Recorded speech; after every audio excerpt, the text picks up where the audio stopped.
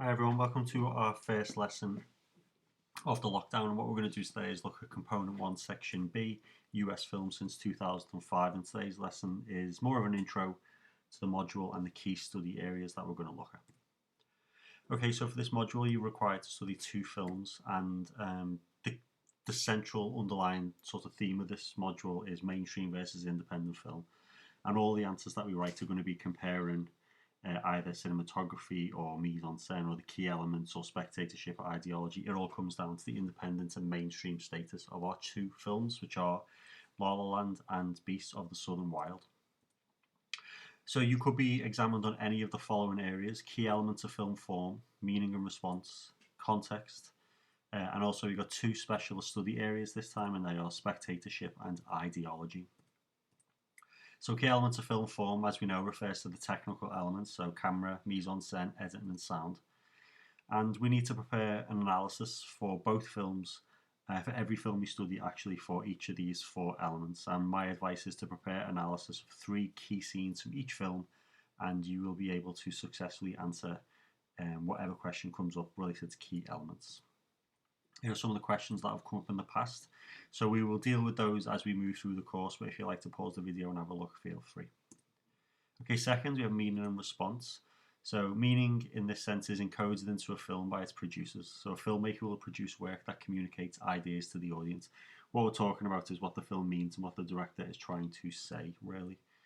And spectators like ourselves, we tend to identify and agree with meaning encoded into a film. So most mainstream films, at least we see, will generally identify the message, ideological message or the meaning, and generally agree with it to certain variety or certain level.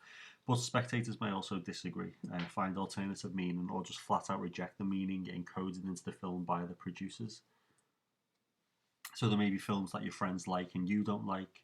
There may be films that you've seen that have an ideological message or content that you disagree with, and then you're obviously not going to respond in the way that the director intended.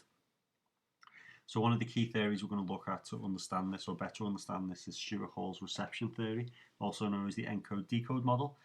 So by studying this, you'll enable you to have a better understanding of how films produce meaning and why a single film can produce a variety of spectator responses. Excuse me. So an example of this is Star Wars: The Last Jedi. If you look at Rotten Tomatoes, the response from critics and the critical circles is very positive, and the film stands at 90%, but the audience score is 42%. So we need to understand how a disparity like this can occur, and that's what we'll do by studying Stuart Hall and spectatorship. We also have context, so social, cultural, political, production context. For this module, we're going to focus more on production context, and how that impacts on the meaning created, and also the ideologies presented to the audience and how we may respond to them. So as I said, we're going to complete a quite detailed comparison of mainstream and independent production practices and look at how they impact meaning. And again, some questions that have come up in the past, and just to reinforce the point, we are looking at mainstream versus independent for this question. Okay, then we have spectatorship. So spectatorship is the idea that, spectators all respond individually to a film. And spectatorship rejects the notion that audience are a mass group, and instead suggests that films build up a unique and personal relationship with each individual who experiences it. So I'm not going to talk much about spectatorship now because it's a big chunk of this course, and we'll come back to that after the screening of our films. And finally, ideology. So all film is ideological, all media is ideological, and it's a specialist study area for us, and as such we must address how our films use, reflect and comment upon the prevailing ideologies in our society. So mainstream and indie cinema, they're essentially in ideological opposition. They're very, very different, and they generally oppose each other in every way, and we need to really develop our understanding of that. So a quick example, mainstream productions like Captain Marvel or the Marvel films tend to reinforce the ideological status quo. So Captain Marvel is pro-America, it's extremely pro-military and highly militaristic. It has progressive attitudes towards gender, it features recognisable film stars, and is part of a familiar genre. So the film reinforces ideological norms of society and also filmmaking practices. Whereas a film like The Hurt Locker is an independent production produced outside of the mainstream Hollywood studios, and it challenges the ideological norms or dominant ideologies held in society, and it does that by presenting an alternative view of war. Okay, so in the film, the soldiers are not heroic super warriors like we see in other films, American war films or mainstream films. The USA is not depicted in a positive light, and the film is able to challenge and critique ideological norms because of its independent status. And what I mean by that is that, look, the film is not, it's not beholden to mainstream convention, so it's not about making money per se, it's about conveying a message. So independent films can take more of a risk, not only in the ideologies they present, but also the methods that they use to present them. Okay, so that's an overview of the topics we're going to study, and naturally we'll expand upon those over the next few weeks, but I'm going to run through now the tasks for the rest of the lesson. So these tasks are designed to help you develop your knowledge and understanding of the main study areas for our films. So task 1 deals with meaning and response, and it looks at reception theory. So through his theory, Stuart Hall argues that all media texts, in our case films, are encoded with ideological messages that are then decoded by the spectators. So what I want you to do is spend some time online researching Stuart Hall's reception theory, and I want you to fill in the missing information on your handouts. That includes define what Hall means by encode, define what Hall means by decode, and Hall argues that spectators will take one of 4 primary responses when watching a film. What are they? So you need to research those 4.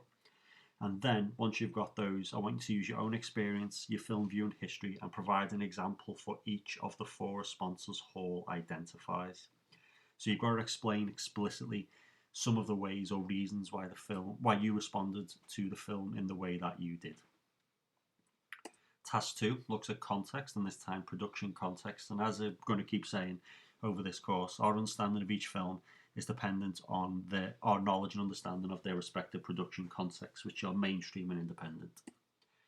So you've got to develop your understanding of both, and to do this you've got to research the following areas and fill out your findings in your handout. Okay, so research and then note down the differences between mainstream and independent cinema, and you should make points about the following: budgets, studio backing, so who produced each type of film, the target audience, marketing, and distribution. And then almost there, we have ideology. So ideologies are not singular beliefs, they are networks of connected beliefs that build into a particular worldview. And if you want to know more about ideology in cinema, I suggest you scan this link, and it'll take you to a short video by communist philosopher Slavoj Zizek. And Zizek has made a couple of documentaries, notably a documentary called The Pervert's Guide to Cinema, where he talks about how ideology works in cinema, and he's a good person to listen to on this topic. So the task for today, start with this. I want you to research the definition of right-wing and left-wing political ideology and add your responses to your handout. And then I want you to complete the table in your handout by identifying both right-wing and left-wing ideologies and how they would respond to each of the topics raised. So for example, when it comes to combating terrorism, a left-wing solution is to educate those likely to be radicalised, de-escalation of the threat, restriction of certain freedoms. So for example, there may be a call in America to restrict gun ownership. Whereas a right-wing response is to use violence and a more militaristic response. You have severe punishments and you appeal to the population's sense of national identity, and you generally foster an us versus them mentality in order to reinforce your ideological viewpoint. So if you work through the rest of the handouts, there are a variety of issues, and I want you to research what a left-wing and right-wing response would be. And although these issues may not be addressed by our film, you are effectively, developing your understanding of ideology. And the final task is to use the information from the previous slides and link these to specific events or characters in films you've seen. So what I want you to do is read your handout and look for 3 films that communicate or comment upon or reflect either some of the issues raised in the previous task or any other ideological issues you can think of. I want you to identify the film, briefly analyse the film, explaining how that issue is commented upon and what the director's intended response is, or what the intended meaning is rather. And that is today's lesson. Okay, so I'll be on Teams throughout the session. If you want to get in touch, you can email me, speak to me on Teams, but I'll see you there.